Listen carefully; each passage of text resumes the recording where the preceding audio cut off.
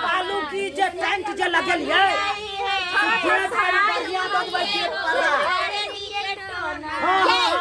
अब एकरा कह दे नहा लेते बढ़िया से लगाओ माइन गेट एकदम ड्यूटा चाहिए हमरा माइन गेट ले एगो रोड के गेट पर देबै आ एगो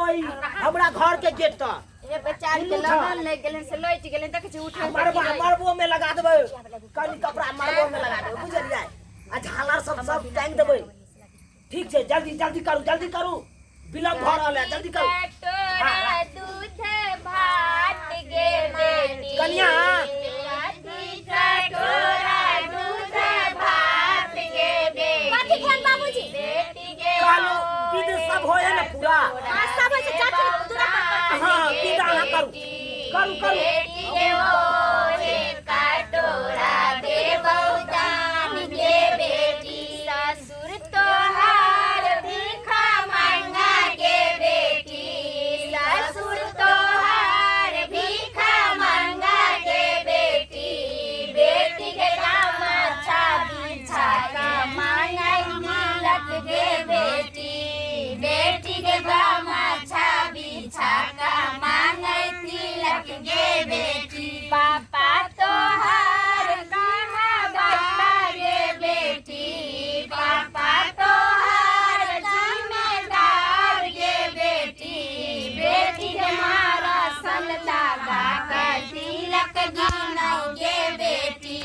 बेटी के मारा सन लगा कर तिलक गिनौ गे बेटी कथी कटोरा दूध भात गे बेटी कथी का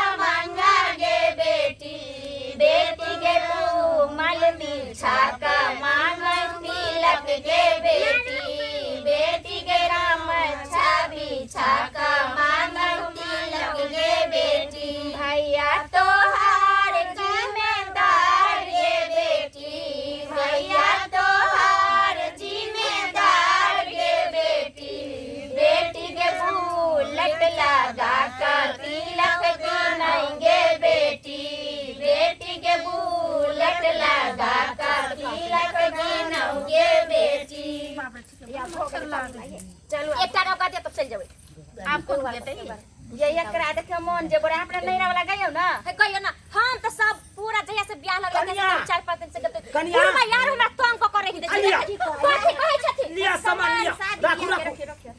जान पहले राख देखि ना घर में